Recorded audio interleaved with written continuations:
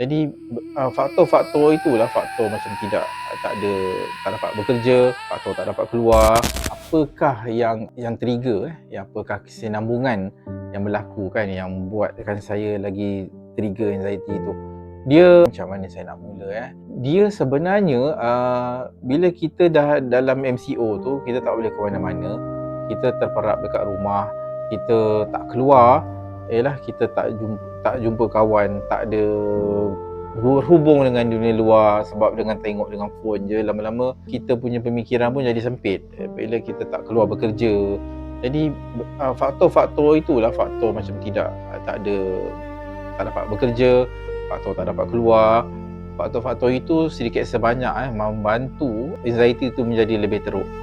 Jadi apa yang jadi kat saya pada ketika itu ialah ubat Xanax yang 0.5 yang doktor bagi pada episod pertama tu dulu memang tak berfungsi.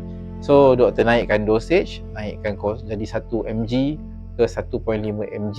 Agak kuat tapi masih lagi tak membantu juga, sampai akhirnya doktor refer saya ke hospital kerajaan dan buat kaunseling sehingga kini tuan-tuan, sehingga kini kawan-kawan, daripada tahun 2021 akhir ataupun COVID sehingga sekarang 2026 saya masih lagi dalam rawatan.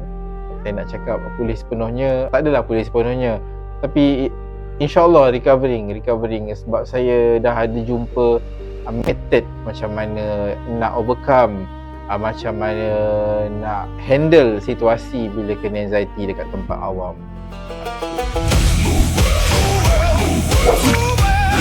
Live